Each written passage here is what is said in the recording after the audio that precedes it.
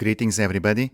Today we will analyze a video called The Outright Playbook, Always the Bigger Fish. The author is Innuendo Studios. This is an interesting video because it has a very high lies or omissions per minute, and it will be an excellent example for us to go over and see a lot of manipulation techniques and intellectual sleight of hand. Before we go on, however, I want to tell you something. So this video clearly has a political side. So criticizing it may appear as an endorsement to the other side. With that being said, I will gladly receive in the comments or anywhere else a link to a similar video from the other side, and I would gladly analyze it as well. But here, why is this video important?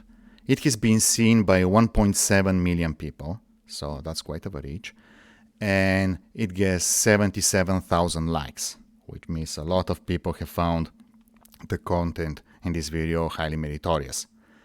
I suggest, after taking a view of it, feel free to share it not only with your liberal friends if you want to put that on in their mind, but also with your conservative friends, because there are a lot of pitfalls that I see people on the conservative side end up falling in and getting trapped, especially in discussions similar to what we will see here.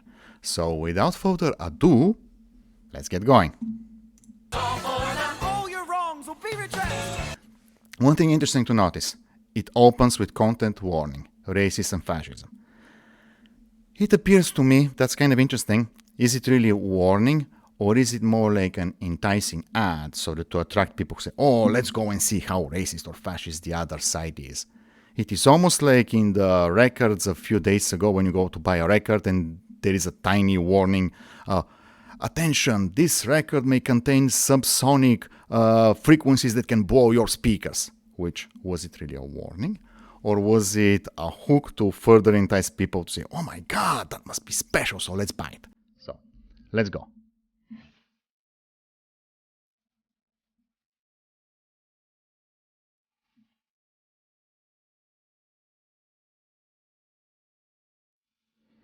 Say, for the sake of argument, you've got this friend. You know, that one friend, you were buddies in high school but don't really see each other anymore except online, and you used to argue about politics for fun when you were teenagers, but as you've gotten older, you've drifted further left and he's gone sharply right, and your arguments don't feel so frivolous anymore. And maybe you've agreed that it's better for your friendship to stop getting into it with each other, but you've just posted on Facebook about how... One thing that we are going to focus on during this video. So here he's trying to present us, the listeners, of somebody who has a conservative friend. If you want to hear about the other side, you should go and seek the best defenders of the other side and see what they have to say. If you can challenge easily their opinions in your mind, then you're good to go. You should never, it doesn't matter which political side of the spectrum you are, it doesn't help to listen to somebody on your side telling you how the other side is. This is not, you're not going to get a proper idea. This is just self-deception. College in America should be free and all student loans forgiven. And your friend has left a comment he's not supposed to leave. And you're not supposed to respond? Interestingly here, this video was made in 2019. And we are going to see whether it aged well. Usually things that are based on strong fundamentals age as a fine wine, and things that are less supported by facts or logic usually don't age that well. Here, the first issue, student loans forgiven. Now that's an interesting topic because in 2022 we have a similar discussion right now in the United States. When we talk about loans, first we need to think about who is involved. We have two parties. We have the debtor and we have the creditor. Only the creditor can forgive a loan. That means, let's say, if you lend $100 to your friend and your friend falls on hard times, you can say, okay, I see what's going on, so, forget about those $100. However, here we have loans held by various institutions, and the government is talking about, long quote, forgiveness. It is not the institutions themselves who are, quote, forgiving the loan. These institutions will still get paid. The whole thing is they are not going to get paid by the students who took the loans. They are going to get paid by somebody else. So this is not loan forgiveness, although it is a nice intellectual sleight of hand. It is shifting the liability and the responsibility onto somebody else's shoulders. But you really want to respond? So after a moment's hesitation, you shoot him a DM. Why do you care how we'd afford free tuition? Wars are a lot more expensive than education, but you never seem to care how we pay for those. So here, another common manipulation technique, which if you see, you should immediately parry. We are talking about student loans. The opponent, or our guy here, supposedly the liberal kid, is switching the topic from tuition to wars. That's like if you tell your car mechanic why my car is not fixed, and he replies with, why do you beat your wife? Trying to change the subject. And the most common pitfall I see in people both in regular life and also in debating is they run like a dog after a new catch, and they're trying to argue the new point, in which case the guy who deflected has already won, because we are not talking about the merits of student loans. Now we are talking about wars or something else chosen to distract. We just go into debt and you're fine with it. Anyway, aren't you the party that says deficits don't matter? Yeah, but you're Democrats. You're not going to run a deficit, you're going to raise taxes, aren't you? Taxes are generally how governments pay for things. Spoken like a proper socialist. No socialist would call that socialism. Only you, and only when we pay for things you don't like. But when we build roads or subsidize corn, well, then you just call it government. Those are things we can't pay for without governments. But we can pay for college ourselves. We've been doing... So it is interesting. We have a long hypothetical discussion which one side, in that case the person who made the video, who clearly has a bias, wants to present how talk between a conservative and liberal would go. This suffers from the same pitfalls like trying to start a chess game, let's say from e4, e5, the first, let's say, two moves, and then go and you invent an entire game without studying variations and just assuming that it is going to go in that particular way. Here, the easiest thing to ask is, how about the so-called conservative guy here responding with different thing in your previous step, how we are going to bring the conversation to the particular corner you're interested. So the audience should pay attention that we just have a dramatic representation which may have nothing to do with the actual debate or the validity of the merits. It since forever. Well, I hate to tell you this, but it's not the 1950s anymore. Time was you didn't need a degree to get a good job. Now you do. And you could pay for college waiting tables, but now you can't. Nowadays, college is a necessity, and people can't afford it. Why do liberals make excuses for people? If you... Interesting how the conservative guy doesn't address the issue why college is expensive, or address the issue that the liberal guy is bringing too many subjects and glossing over them very quickly, so the listener cannot have time to pay proper attention and analyze them in his mind.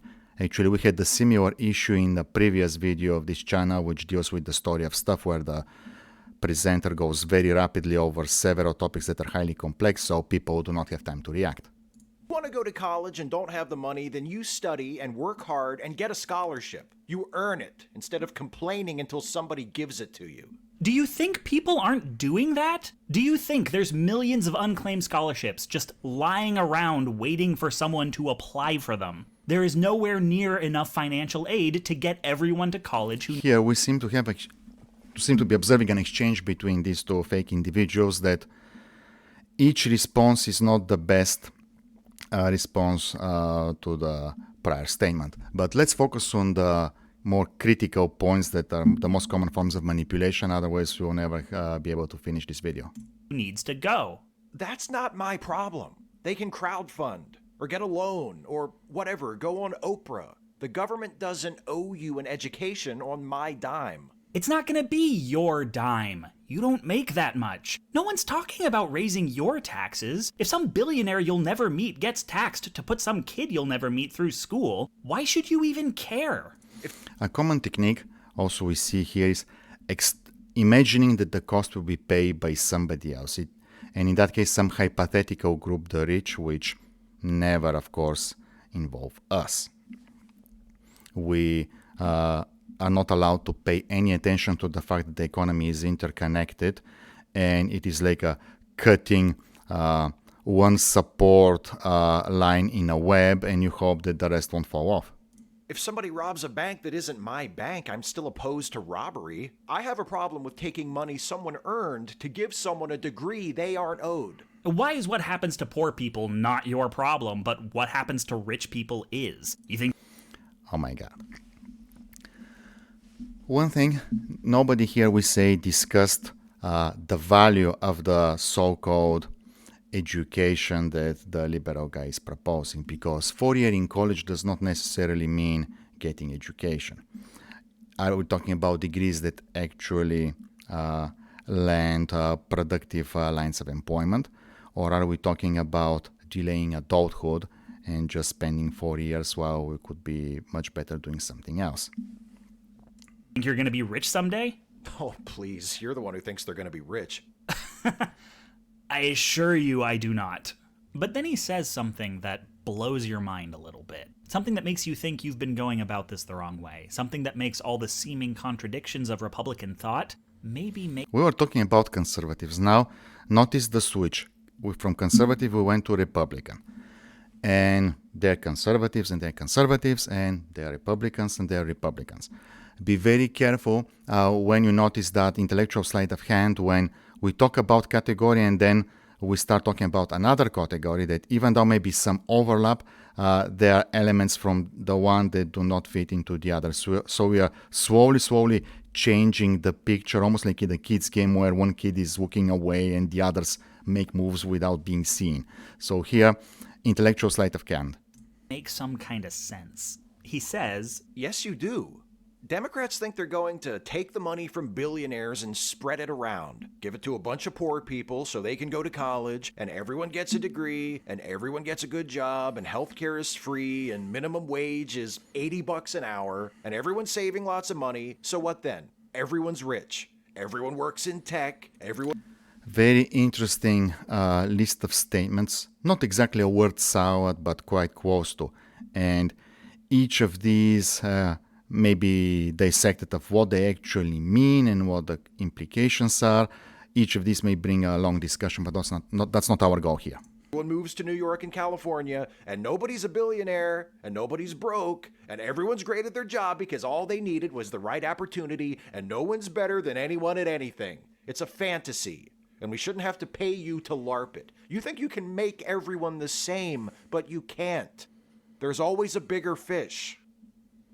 You say, did you just quote the Phantom fucking Menace at me? And he says, I guess I did, lol. And that's as good a time So presenting your opponent as a fool. Very common technique. Don't fall for it. as any to drop it. But the conversation sticks with you. See, when you talk to your conservative friend, you operate as though you have the same base assumptions. Belief in democracy, do unto others, etc., etc. If you didn't believe your friend shared these assumptions, you'd basically be calling him a fascist or a sadist. And you conclude that if you believe in democracy, you must So here is where the serious manipulation begins. believe in equality. And if you believe in equality, you must believe in equal access to education, and must conclude that governments should help pay tuition. Interestingly. So here, he implies, through that long chain of reasoning, that having a democracy means that the government pays for tuition. Just to remind the author that in the year 1900, the United States was still a democracy, but the government did not pay tuition. Here, if the author says, oh, it was only white men who voted, the answer is, okay, so it was only democracy for them, but the government still did not pay their tuition. So the connection between democracy and the government paying your tuition is completely false. And by the way, please rest assured, there were communist societies where education was, quote, free, and the government was truly paying everyone's tuition. So you give your friend the benefit of the doubt that if he doesn't understand this very simple logical progression, he either hasn't had it properly explained to him or has at some point been lied to. Please notice the guilting and shaming language. What the author calls a simple reasoning. If you fail to agree with me, therefore something is wrong with you. Here we are talking, of course, about some imaginary conservative friend, but we mean you, the listener. Because no one could believe in all citizens are equal and always a bigger fish. I believe that. I do. All citizens can be equal before the law, as in most civilized countries. And also, so long as you allow people to have the freedom of making their market decisions, yes, there is always a bigger fish because people perceive assets, people perceive opportunities in a different way. This is why somebody else may believe that the house they buy from you is going to go even higher in price and higher. We already saw that in the housing bubble. There are often crashes in stock prices when somebody believes that there will be a bigger fish down the line, but the truth is sooner or later we run out of big fish. But yes, there is that belief of the bigger fish, and it is not just today. It was a few hundred years ago, let's say in the Netherlands, when we had the tulip bulb bubble. And if you're interested, just Google it up, the tulip mania in the Netherlands. So yes, you could have all citizens being equal before the law, and you can have the bigger fish. At the same time. But by this thinking, you're treating most conservatives as people who want in their hearts to be liberals, but have so far failed. And maybe that's why... That's a very interesting conclusion presented as a fact. Why they think liberals are condescending? What if he doesn't have the same base assumptions as you? Or... Please notice the psychological manipulation.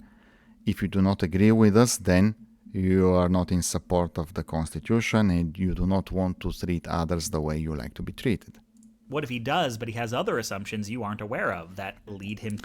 Another model of manipulation. Hinting something complex without going in detail. Here, the author presents 3 books. There is a lot one can put in just one single book. And without going in any detail, let our brain trying to figure it out what he means and what if we are wrong. We end up lying to ourselves simply to try to justify during the pace of this presentation, trying to justify what the author has to say. To different conclusions. He is often misinformed, but what if that isn't the problem? What if he actually believes... So, you are either misinformed, or there is something else equally wrong with you. Let's find out. Something else. We've been circling around this one for a while. We've talked about what liberals believe, we've talked about what fascists believe, Please notice the insertion of race. Please notice the insertion of race here. This presentation was made in 2019, and as of the time of this video, it is 2022, and we just got a couple of days ago in the news that Tulsi Gabbard has formally left the Democrat Party, and among others, she listed a long list of reasons why, and one of them exactly has to do with the overuse of race. So let's see how this video has aged. Talked about what nihilists believe, or rather what they don't believe, or rather why they aren't actually nihilists. But this is a tough one. What do conservatives believe? Ask a conservative. If you want to know how a proponent of a school of thought believes, find somebody who is recognized by their peers as one of the better and see what they have to say. Oh God, I'm gonna get yelled at so much for this one. You will? The United States, like much of the Western world, is a capitalist democracy. That's what we're raised in, that's what seems normal to us. And in our normal lives, democracy and capitalism seem to coexist easily. Voting doesn't feel like a violation of capitalism, buying a bagel doesn't feel like a violation of democracy. But sometimes they come into tension with one another. Please note the loose play with terms. He's not going in detail what capitalism is, he's not going in detail what democracy is. Ask 100 people on the street about those things and you'll be surprised what vast array of answers you will get.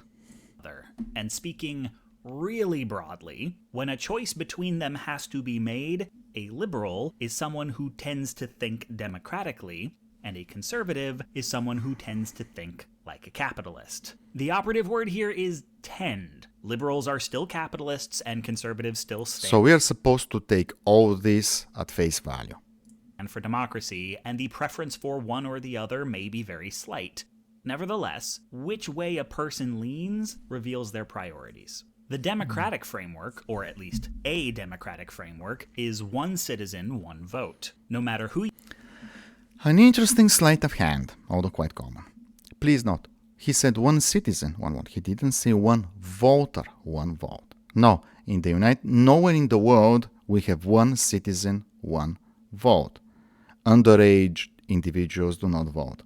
And in the United States, just like in some other places, certain felons do not vote as well. You are born with certain in or possibly unalienable rights, and any system that doesn't guarantee you those rights is a tyranny. Freedom, agency, and a hand in the strictures that govern you, everyone is entitled to these things. It's an egalitarian mindset. People gain power by electoral process, i.e., when it is granted to them by the masses. Interestingly, the very same process happens in capitalism, when a bunch of people pool resources together as investors and give the money to one or two entrepreneurs to apply their ideas and to turn it into functional business.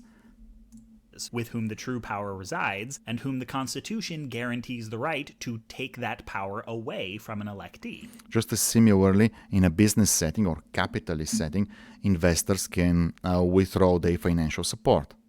Rather than powerful, the elected official is, in a sense, an employee with millions of bosses, all of whom have equal authority. Now, this is the idea of democracy, with the history of democracy being riddled with failures to live up to this ideal. But part of the... So please notice how talking about democracy, not talking much about representative republic. The project of liberalism has been about making the government more closely resemble its ideology. The capitalist framework, by contrast, is that of businesses and markets, where big fish eat the little ones. If two people start... And we are supposed to take that one-side presentation on faith. Businesses in the same field and one makes more profit than the other, that person can make more investments, open more local... How do you make profit in a free market economy absent significant governmental intervention?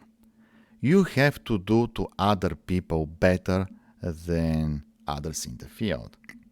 So this is like do to others what you want them to do to you. Here you provide goods or services of the kind that they find it is the best to spend their money on. So you get rewarded for giving to other people, and somehow the author says that this is bad. Locations undercut their competitors' prices. The more money you have, the more... Undercut the competitors' prices. So providing the best possible value to other people is wrong.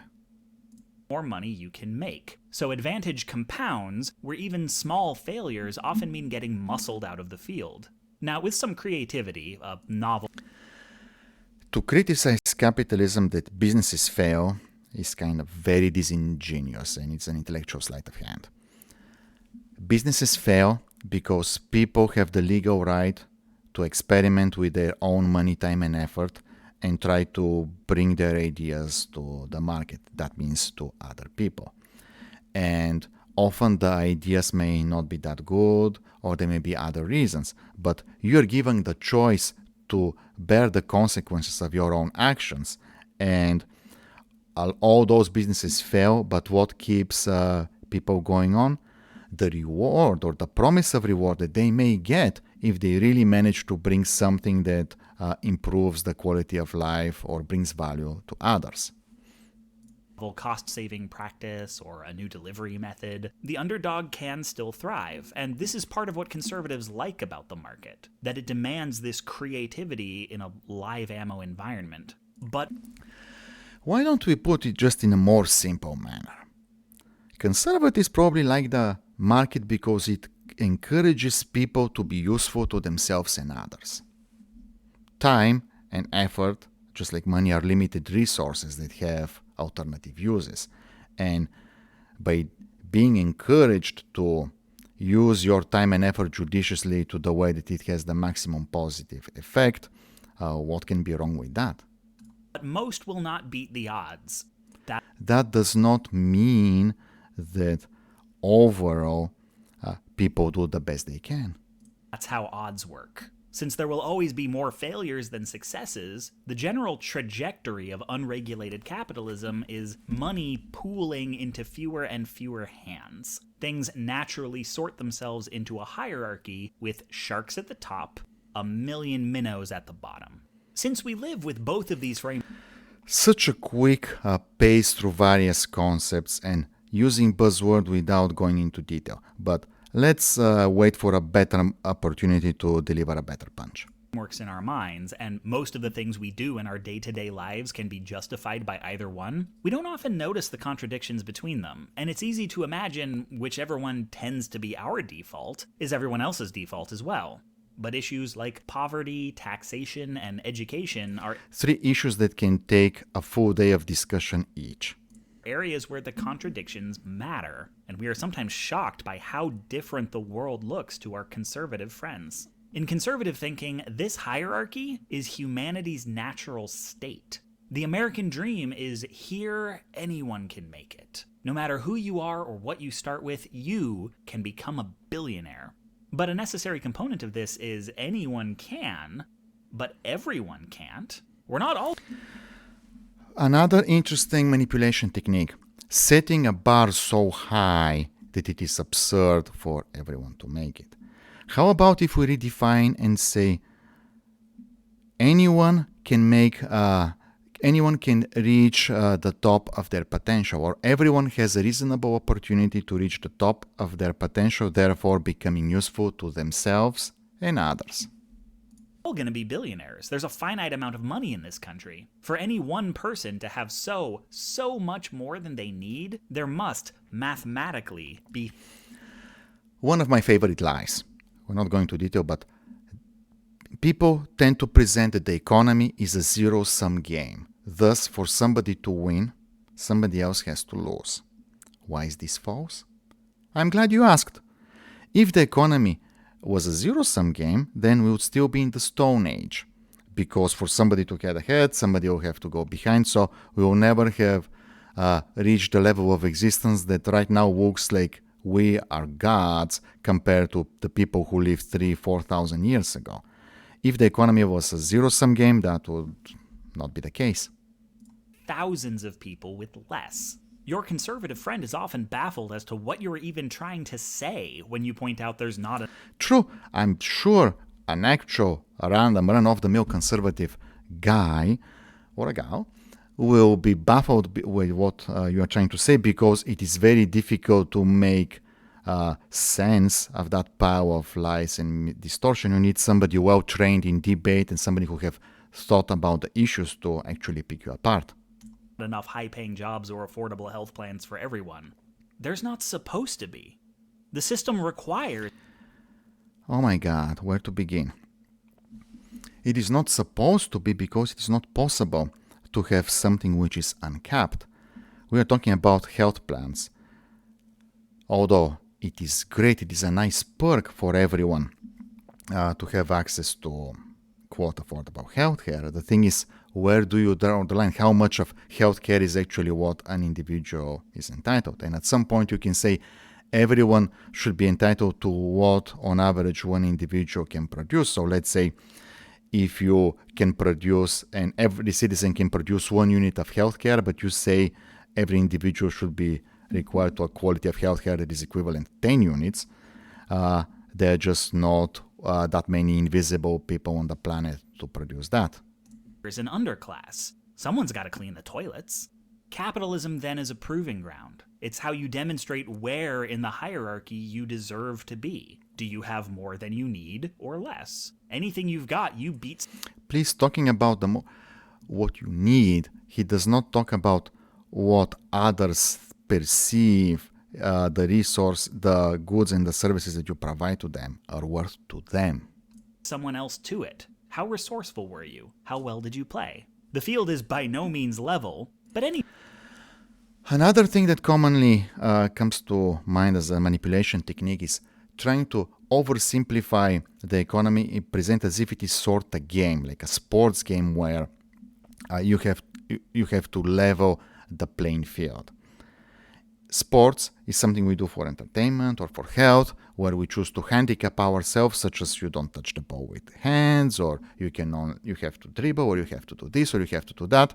We do it for a few hours and then we go back to our ordinary lives.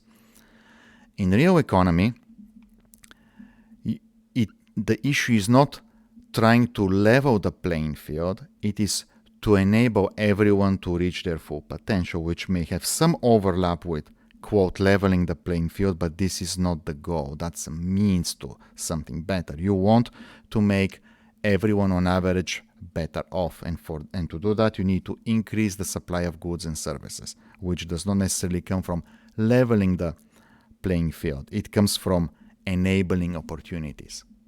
any disadvantage just means you have to work harder. We know people who start with nothing. You do not have to work harder, but you have to bring results. And often results are brought after working harder. Why? Because everything else being equal, to people with the same ability and same access to knowledge and so on, the only distinguishing factor is the working harder, and then it's quite clear that the one who works harder serves the clients better, gets more recognition, and you have a snowballing effect from there. Can win big. If you're a shark, you will make your way to the top because that's where you belong. Anyone complaining about how stacked the deck is against them is making excuses for not being better at the game. So Glossing over, there is a partial truth to that, but not complete. disadvantage itself is not a problem. And please note the gaming term. Get good is usually mentioned when people struggle in a computer game and others who are much better mock them. It is considered bad etiquette. So long as it's quote-unquote natural. What's necessary is that advantage and disadvantage. Which reminds me, we should have a separate video on computer games, on video games, and how well they actually function as social experiments. If you want to talk about equality and leveling the playing field, all we have to do is games that are not pay to win, they're just of the kind that you buy the game once, full price, and everyone starts the same. And you have such multiplayer games where they are the perfect or as close to perfect simulation of equality as you can get. And guess what? Just a few weeks down the line, you have incredible discrepancy of the outcomes between different players. And sometimes you can argue that's luck, depending if the game is loot-based, but often, season after season, you see the same people somehow getting to the top, even though the game is a perfect simulator on leveled playing field. But we'll spend more on time on a different video. Disadvantage not be imposed from without. Free tuition, a high minimum wage, taxes on the wealthy. There is no free tuition. Just like there are no solutions, there are only trade-offs. The society can choose that to promote expertise in certain fields, the society will collect from the taxpayers and will pay for people to go study in those fields. Although, why not businesses do that and take care of the cost themselves? It is something to be asked. Or any other kind of government meddling, these things must be opposed, because with them, people would end up in the wrong places. Power has to be earned. If it isn't earned, it won't be properly wielded. Mixing truths and half-truths. Not that much that power has to be earned, although usually this is how power most of the time gets in the hands of people. You either have to earn it or others have to delegate it into your hands. And then society ends up a mess. Conservatives generally feel what's wrong with the world today can be chalked up to people not being... He's trying just to say one thing. he's trying to underplay the fact and the danger of putting people in the wrong places, where you put them there because some bureaucrat decided. Regardless of whom you put, let's say you put the guy on the top of the pyramid, as the arrow says, all the way in the bottom. If that person is not qualified for that position, then everyone downstream will suffer from the bad decisions that come from the top, which may result in the whole company going bankrupt, which we have seen. You could easily say, how much is the damage? The damage is the difference between having the top performer on the top minus the outcome of having somebody less than the top performer on the top. So that difference multiplied by all the people in that pyramid. And on top of that, we have to put the effect of all the relationships between all the people within the pyramid. So we get staggering equation just for the harm or the missed opportunity, resulting as putting the wrong person on the top. Here, the presenter is trying to mock this line of reasoning, while actually he has no idea how correct the reasoning is, that putting wrong people in the wrong places results in a massive harm. If there is an interest in request in the comments, we may have a separate video about that. Where they should be in the social order. They used to be where they belonged, but then liberals gummed everything up with their government handouts and forced representation. One thing to notice, the abuse and sleight of hand in cheating when they use the word representation. What is representation? You get sued, or you want to sue somebody. You don't represent yourself in the court, although technically you're allowed. It is called pro se. But who is better to represent yourself and negotiate the legal system, you or a well-trained lawyer? The answer is a well-trained lawyer. The lawyer represents you. This is what representation means. Or in elected, let's say, democracy, you vote for a politician who supposedly should represent you. Having somebody who just looks like you at a high place does not mean that that person represents you at all. If you look at the USSR or some other places, it was same race atrocities left and right. These people, I don't think the peasants and the kolkhozniki felt represented when the NKVD and others came and started sending them to labor camps or worse. Exactly things were the way they should be is a bit of a moving target. Nowadays, they act like it was the 80s. In the 80s, it was the 50s. And in the 50s, it was sometime before the New Deal. Shame and insult. You're doing something wrong. Something is wrong with you. So, following... Therefore, agree with me, unless you want to stay in the category of the people who deserve shame. The nostalgia cycle, it's usually about 30 years ago. What does this have to do with conservative versus liberal? But let's go on. Conservatives are distrustful of any effort to make society more equal because deep down they don't believe equal societies are real.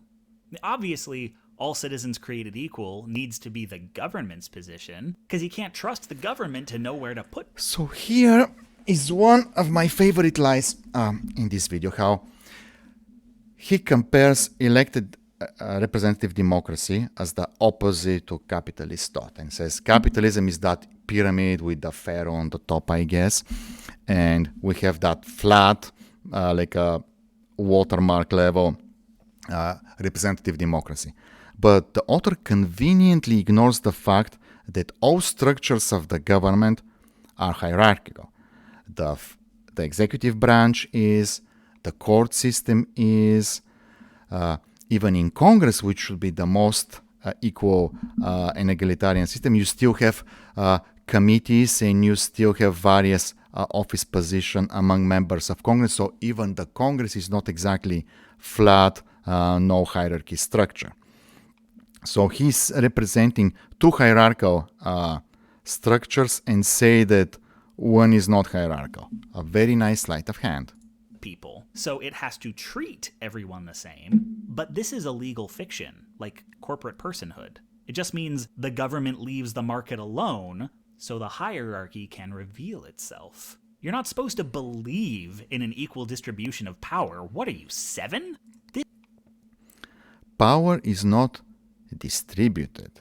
That's a very interesting manipulation, and we were going to have a separate talk about that because let's not deviate here. This is just the way the world is. Look at alpha wolves, silverbacks. Consider the lobster. You are one single individual within a system, and it is your job to rise or fall within it on the sweat of your own back. You don't change the system. Society's problems come from the rules being too weakly enforced. The answer is all. Interestingly, you do not change the system, although actually you do, although in a very minute way. If you look at all the individuals as actors, and we have the vector sum of their efforts that results in a change. But when he says you do not change the system in that sarcastic tone, actually he implies I know how to change the system. So I, whoever that may be, know better than the collective wisdom of millions of people who actually function within the system. Always more discipline. Your conservative friend thinks you're naive for thinking the system even can be changed, and his is the charitable interpretation. Many conservatives assume liberals, at least the smart liberals, know that the hierarchy is eternal. Interestingly, if we go like a few minutes back, he was saying how so many businesses fail, and that's much simpler system, a small business, compared to running a whole country. And if large number of businesses fail because it is difficult to predict what people need, in that case, what kinds of goods and services we need, and whether your idea will even be profitable, how much more so risk we have of trying to change a system that determines the lives of hundreds of millions of people, and what the risk is of failure there. So who gave you the right to decide that you are the one who knows it best and you are the one who should overrule the wisdom of everyone else? There will always be people at the top and people at the bottom. So any claim towards making things equal must be a Trojan horse for something that benefits them. Why would they assume that? Because that's what they do. So here we have a couple of statements opinions put as facts. Here we can go over each of these, but it will be a waste of time. If somebody is interested and think that we are avoiding the topic, we will get back on those. But just the whole sex thing would be a separate video on its own. The real liberal agenda is to put people in the wrong places on purpose. Oh, if we are going to use cynicism, that somebody can say the real liberal agenda is to manufacture poor people and keep them poor. So if we're going to throw jobs left and right. But let's see what he says. Boost liberal allies, hold back liberal opposition. You don't want to break up the pyramid. You're just trying to sneak someone else to the... Interestingly, this video, as I said earlier, was produced in 2019. Now, 2022, just a month ago, there was a video came out from Project Veritas that caught on camera an assistant school principal who was bragging about purposefully not hiring any conservatives as teachers. So what this guy here is mocking actually happens. Now keep in mind the Project Veritas report, even if you assume it is true, is just an anecdotal evidence, and one anecdote does not describe the big picture. But the fact is the situation happens, and to what extent we may study that later at a different session. Top. A lot of conservative contradictions start to make sense through this lens. Of any issue, simply ask, does this distribute power or consolidate it? If power flows up the hierarchy, they're for it. If it flows down, they're against it. So people who support states' rights, all of them should be liberals, I guess, because by this logic, all conservatives will want completely consolidated federal power, while all the liberals should want states' rights. Please, if you're familiar with the United States political debate, you know that that's not the case. can conservatives say 15 an hour is too much for flipping burgers, but somehow 11.5 million an hour isn't too much to run Amazon? Several issues here. Number one, 15 per hour, I suspect he talks about minimum wage law, which mandates how much an employer should pay an employee. Nobody mandates how much Jeff Bezos, the archvillain of this presentation, should get paid. Secondly, it matters more how much benefit you confer to others rather than what your salary should be. If your benefit vastly exceeds the received salary, the society is still better off getting you at the position where you're at. Another issue with the mandatory minimum wage laws is, first, let's say, should everyone get as high a standard of living as possible? Yes, that would be great. But there is one unspoken pitfall of the minimum wage laws. There are people who are willing to work, but for one reason or another, they're just much slower or much less productive, even though they could still do the job. By mandating a minimum wage law, you make it prohibitive to hire those people. So you de facto legislated that they should be unemployed. Thank you very much. Or if you legislate that even people who have very low productivity still has to get hired, so you transfer the welfare operation to private business owners, what you happen is that you make the business less profitable, thus, and profit for you is a bad word, I know, but less profitable, thus less likely for the owner or the operator to continue operating it. Because why you deal with so much headache to run a business and be responsible financially for things beyond your control, well, you could just give up and move out elsewhere and just seek a job. If that happens, the business closes, and all the people who were in that business, minimum wage or not, are now unemployed. So this is why one can argue that the liberals are in the business of manufacturing poor people, because generating more and more poverty by eliminating business opportunities. Because if you're flipping burgers, you're a minnow, and you don't need 15 an hour to be a minnow. But sharks, they deserve all they can get because they know what to do with it. They use it to give us It doesn't matter what people do with the money they have received as payment. What matters is what they do to get that money. Amazon. Don't you want Amazon? We keep assuming conservatives defend the rich because they think they'll be rich someday. And sure, they would love to be, but it's more nuanced than that. They defend the rich because they believe the rest of us need the rich. We'd be lost without them. There should...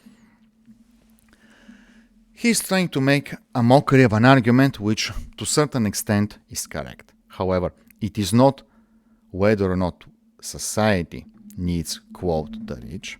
It is that you get rich in a society that rewards conferring massive value to others. So, yes, there may be exceptions, but in general, to get ahead, you have to provide value.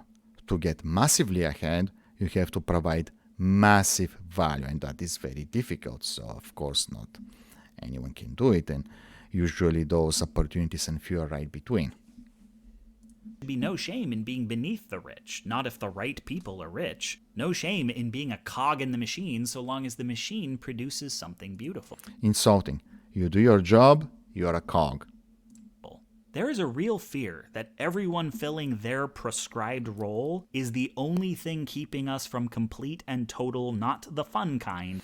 Interestingly, talking about prescribed role, when criticizing market economies, where these are the economies where people have the greatest ability to move and experiment with new things. The issue is you are allowed to do a lot of things, and as a result, you may suffer the consequences of your choices, which may not necessarily be good. So, the more opportunity there is, the more there is the risk of failure. But how could this necessarily be wrong? of anarchy. There is honor in being in your place and doing your best with it. Most How about we say there is an honor with doing the best of the situation you have? especially if your place isn't at the very bottom. The thing about hierarchies is they're self-similar on many scales. If you're in the middle, then you serve the king, Valardo Hyrus. But to everyone beneath you, you are the king. You've got a good job and a good wage. That gives you some power over people who don't. And another thing that comes to mind that these people very clearly, kind of very conveniently omit from their presentations. You can simultaneously be the king and the peon, depending on what system we have. Because here, let's put the bottom guys here, the 4 white pawns. Here, who is your client? The client is your boss or bosses. Good. However, outside the work, you are the client of numerous other businesses, and they have to serve you. You're looking at the guy at the top calling him the king.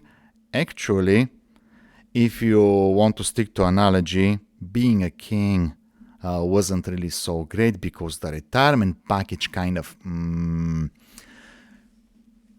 they didn't have elections so often. Changing the king involved some less pleasant methods. So being a king and constantly being afraid of who is going to stab you in the middle of the night, you know what? Be a king. I would rather do an elective democracy path. The king here of the company, who actually runs the company, has the clients of the company as his, quote, bosses. Because if the clients of the company, even if it is just selling biscuits, if the clients of that company are no longer interested in the product and find no value, guess what? The king will sink with the ship. So let's go on.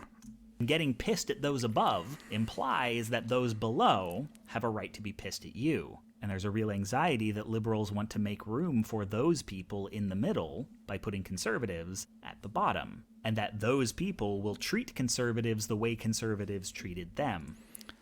Wow.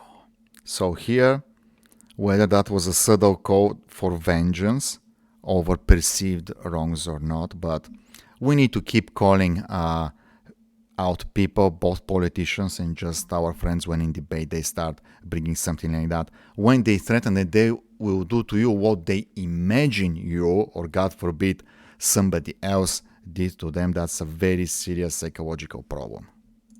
Freedom, respect, and empathy are looked on as finite resources in a competitive market, just like jobs and scholarships. Respect is earned. Freedom is a concept. Empathy is a feeling that we humans, most of us, naturally get. How these three things ended up on the same slide, kind of as if they're the same thing, I don't know.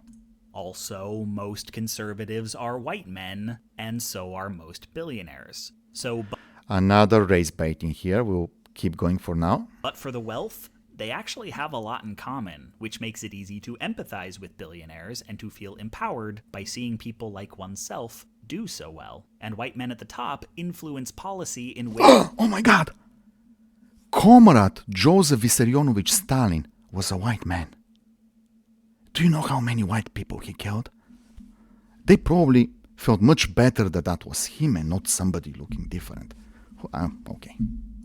that serve people like them, which materially benefits white men in the middle. The well-being of the white just like billionaire Comrade Stalin becomes a metonym benefited for the the USSR. well-being of all white men. A slide on them is a slide on all of us. White men want to believe that these billionaires earned their station, and not that they're... Something interesting, however, here, that he doesn't mention but shows up, group image and group solidarity. You can have racial solidarity, you have gender solidarity, and these things can be exploited quite well. Currently, the left is mostly invested on that. We may address that at a different point. But one thing to be pointed out about group image, when you act in real life, you are responsible for your own image, and whether you like it or not, you affect the image of all groups that you can be seen as a member of. gender or race got them preferential treatment, because that would imply their own treatment may have also been biased in their favor, and maybe it's not the liberals giving people power they don't deserve. No matter how much a conservative So was there any proof about what he just said? Or he presented an opinion as a fact and moved on and said, gotcha? believes in earning one's place, they have always in the back of their mind an image of what society should look like. And That's the first place where I think is as right as he could be. Because almost everyone, if not exactly everyone, has an idea of what society should look like. As they say, the opinion is like the rear end. Everyone has one. any discrepancy between imagination and observation must mean foul play. This feminist is too respected. This black superhero is too popular. Can't be because they're worthy. Someone must have put their hand on the scales. Interesting how this video and this insinuation aged. Now, again, it is 2022, and the internet is full of news articles about the Amazon's venture into movie making and some of their productions that seem not to get the fan response that they were hoping for. Someone got a freebie, or played the race card, or faked a scandal. This means Interesting, playing the race card, says the presenter who just played the race card several times already. even though they claim the hierarchy is natural, what they will or won't accept as legitimate is a gut feeling. If they like what they see, they take credit for it. If they don't, it's the left's fault. And what does it say about them that they see a bunch of white male sharks and think, One more time. yeah, that's authentic? The innate authenticity of wealth and power.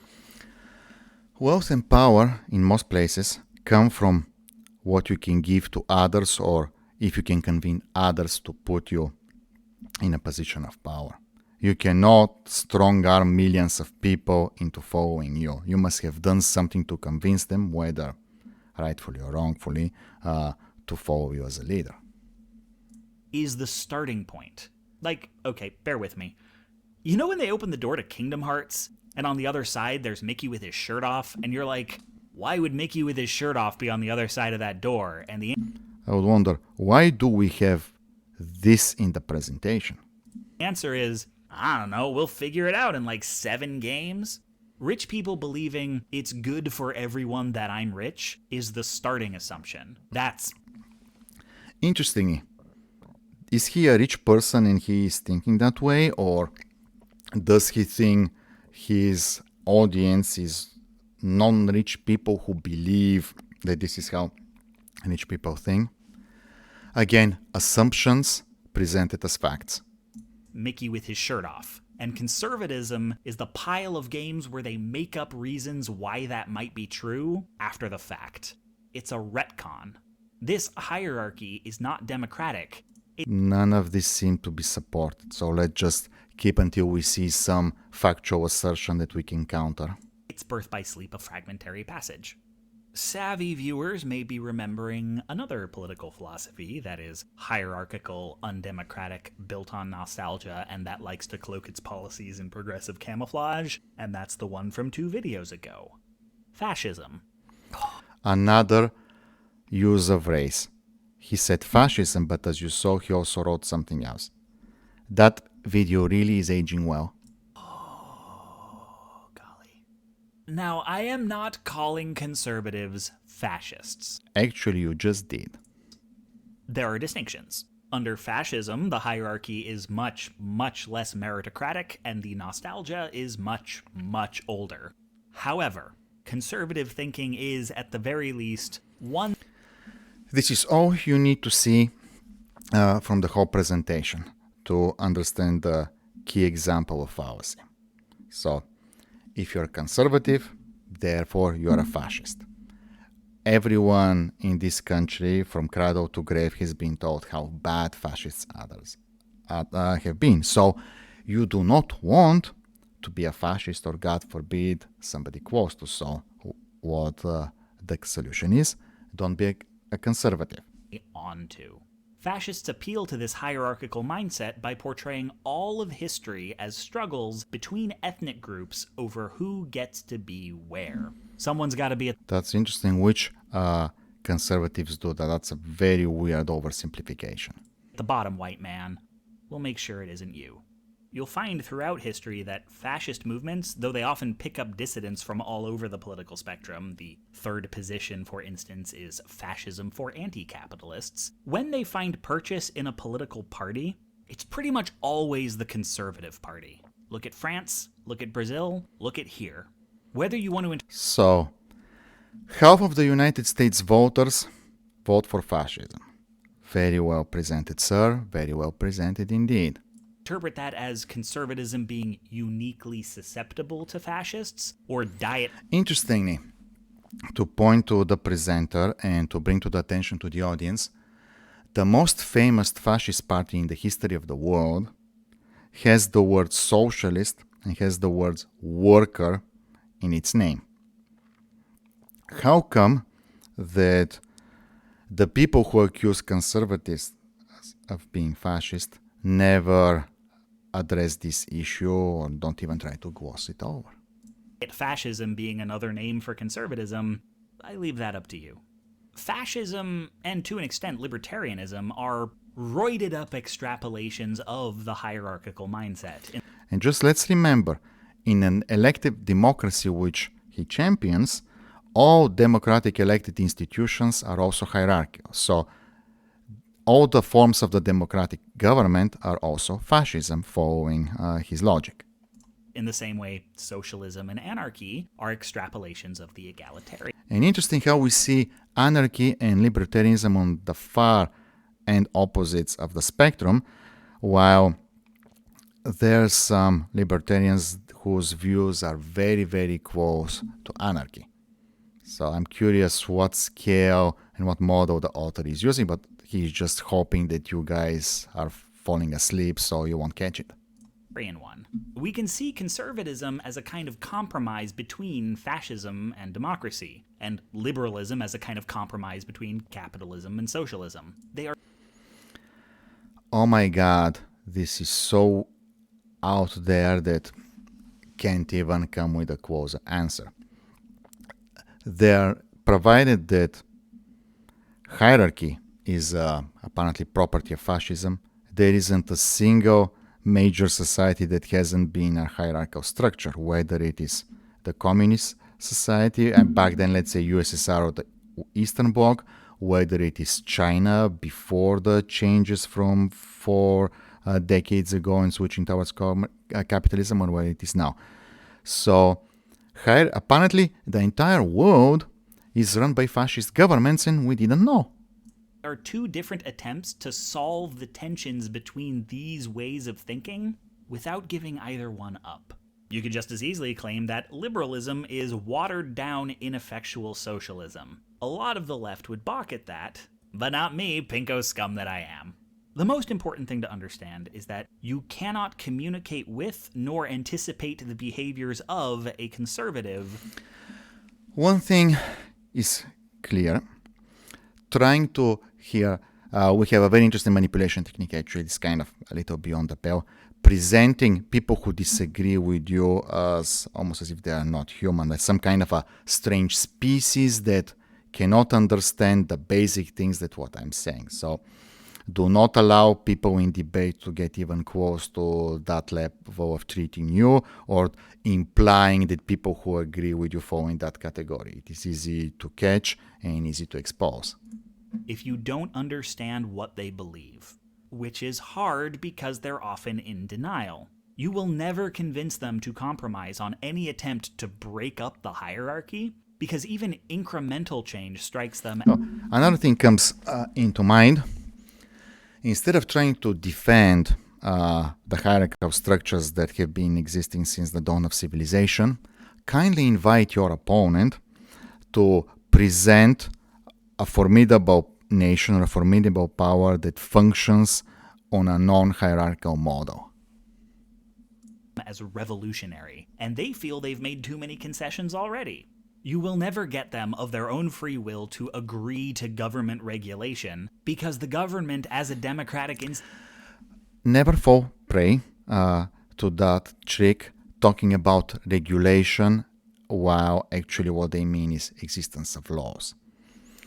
You cannot have a functioning society without existing laws.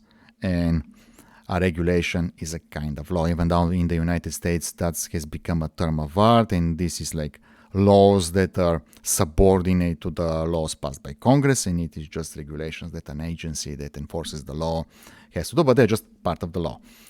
And to imply that somehow conservatives are anarchists because they're against regulations, thus against law.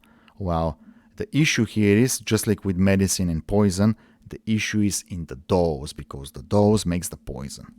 A regulation/law can be very helpful or can be very bad, depending on how much and what kind. Institution is inherently unnatural. If you don't like what a business is doing, you don't regulate it. You take your money elsewhere. You should favor the capitalist solution, not the democratic. Oh my God, what sleight of hand. If a business does something within the purview of existing laws, and we don't like what they're doing, yes. However, he's here trying to present that we somehow want an anarchy. So there is no rule of law that to keep bad practices at bay. One. Also, when you vote with your dollar, people with more dollars get more votes. They will never be on board with aiding the poor in any systemic way and will instead champion charity and crowdfunding. So, implying moral turpitude if you do not agree with some of the liberal talking points, and then assuming that if you are a conservative, you have to hold these beliefs and or that distorted version of what your beliefs are supposed to be. Again, if you want to hear a conservative or a liberal what they stand for, go to a well-recognized conservative or to a well-recognized liberal and hear it directly from their mouth. Because minnows getting to eat should always be framed as a gift rather than a right. You may get individual conservatives to come around on some of these, but as a body, they will never consent to any of it unless they can work it to their advantage or if you have leverage over them. Again, implying moral turpitude over disagreement. They will sign on when denying progressivism costs them something, because few things terrify them more than slipping down the hierarchy. And what's insidious is that most of us have this thinking ingrained in our own minds as well, myself included. We're all raised in the same culture. This is why they're able to control the conversation. So here is very interesting. We have kind of like a caricature of orange or yellow hair, red tie. So is this caricature of former President Trump? I don't know. The video was made in 2019. So control the conversation. When they raise something up, we can kindly ask them, do you mean the conversation in Hollywood? Do you mean the conversation at college campuses? Do you mean the conversation of the central news networks? And let them explain. Because they can, with some priming, get us thinking in their terms. A nice upshot is our thinking is also ingrained in their minds, though they're a little bit better at fighting it. But as long as you're trying to meet this mentality in the middle, you are leaving the door open for fascists. Conservatism is, and always will be, vulnerable to them. A good defense.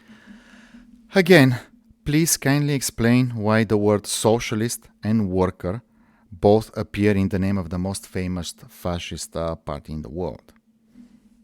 Defense against fascism is to consciously, intentionally, think and act in democratic terms. In democratic terms, again, electing hierarchical institutions, such as all structures of the government. Because, newsflash, we're not actually lobsters. Another jab here, but we'll diss that for later. Neither of these systems is natural. They are choices we can make. I recommend this one because egalitarian thinking is one thing Nazis are bad at infiltrating. If you want to fight fascism, move left. And one thing to know, if you look at the the etymology of the word fascism, it comes from fasci, a bunch of sticks, means togetherness.